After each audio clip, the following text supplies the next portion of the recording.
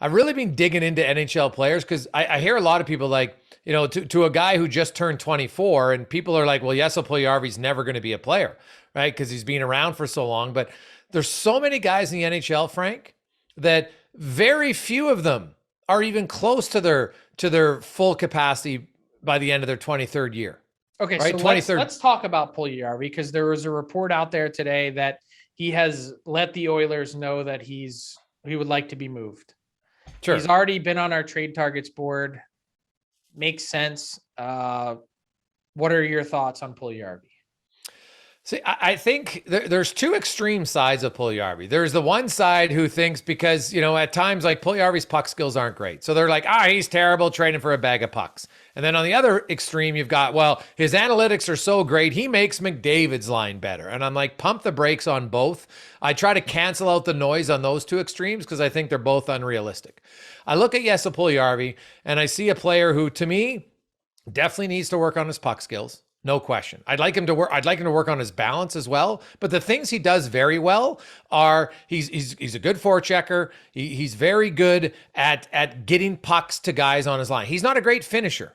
He's not being close to being paid by one at all, right? Like, I don't really care where he was drafted at back in 2016. To me, it's irrelevant now. Yeah, it totally is irrelevant. I think Jesse Puljujarvi right now he's a complimentary top six winger who could be a very good third line winger, but he just turned 23. Like, to me, I do wonder about the comfort level in Edmonton for him. Like, he doesn't think the game at the level of McDavid or Draisaitl. And that's really hard because not a lot of guys do, right? But so I think at times he struggles with feeling like, hey, I got to get him the puck. But what people forget is Jesse Puljujarvi actually had a really good start to the season.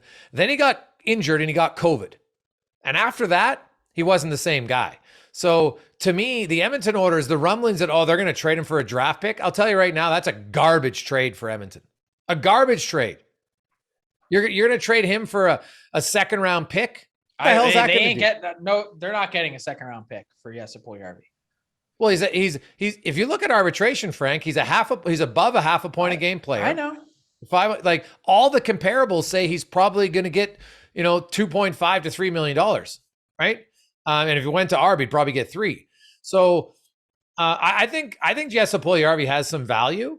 And I'll tell you right now, if I was a team and the Oilers like, here, we'll take a second rounder, I'd give you a second rounder for him tomorrow. The chance a second round pick is helping you isn't until 4 years down the road. And even the chance that they do help you is we're talking like less than, like maybe around 30, depending on which part of the second round, anywhere from high end of 30% to low end of 18. If that pick's even going to play for you. Jesse Puljujarvi is an NHL player. And I think he's an NHL player who has yet to reach his peak. And maybe he just needs a change of scenery, but I think if Edmonton just trades him for a pick at the draft, they're gonna rue that trade like Jeff Petrie trade. Andrew Cogliano is another prime example. First round pick. They traded him for a second rounder who never played in the NHL. Junk trade. Okay.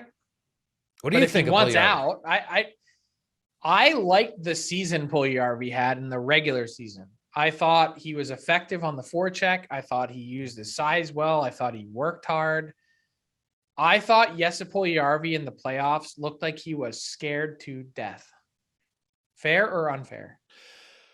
Well, he was a guy, Frank. I think he scored 3 goals, maybe 4 goals since January of 2020, right? Like, he had zero offensive confidence. So I don't discount that. He had 2 in the playoffs. Yeah. And well, one of them was just, it's great. He just tapped it in, but hey, goal's a goal. But yeah, I think it's fair that Puljujarvi didn't look like the same player he had in the regular season, but I'm always cautious. In 2017, people in Edmonton, Jordan Eberle did nothing in the postseason. Nah, he's terrible. He's soft. He's never going to do anything. Now look at Jordan Eberle's playoff numbers ever since. Very good, right? Like, now I'm not advocating one way or the other because he's a better scorer. Don't know the answer than Puljujarvi, but I'm always leery to go off of a playoff one too much. But what would you be willing to pay him? Well, you're probably going to have to pay him 2.5 to 3 just because that's the going rate. Is he worth it on a team that has a real cap crunch? Can you get away with paying him that to play on your third line? Well, in Edmonton right now, he'd play in their top 6 because they don't have 2 better right wingers. Okay. Right. So like that's the challenge for Edmonton. So you trade Puljujarvi, right? Now you lose Evander Kane, potentially, right? Potentially. They're talking about trying to move Cassian. We just watched the playoffs, Frank. It was an absolute bloodbath at times at how hard guys played. So you're going to move the 3 biggest forwards you have? What are you going to bring in? I don't think Edmonton can, like, I know that Cassian's overpaid. I agree, but I'm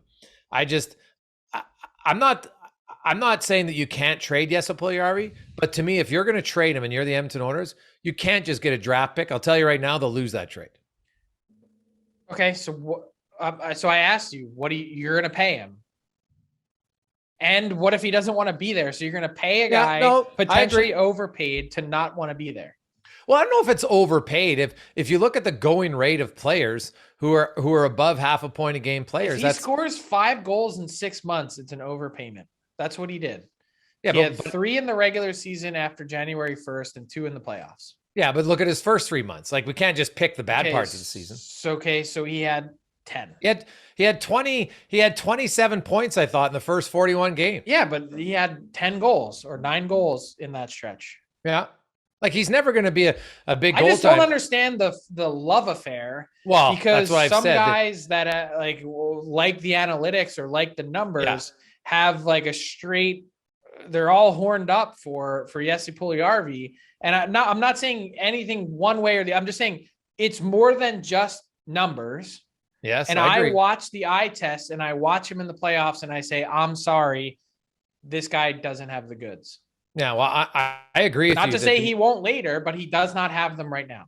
Yeah, no, and I think Jesse Puljujarvi has room to grow still. Now, is he willing to want to put in the time? Well, I was going to say, he seems like he needs to mature. Yeah, he's got to mature when it comes to, understanding that things are hard. You got to buckle in. Yeah, like to me, like any forward, you play on. You know what's on the other side of Connor McDavid's wing, Frank? Bags of money. I was just going to say total glory. Like, God, if you had it's like, I remember Ryan Smith's going to the net. Yeah, it sucks, but guess what? There's tons of money in front of the net. Yeah. You're willing to pay the price, you'll get paid. Let's move on because we got some comments saying they don't like a lot of Oiler talk. So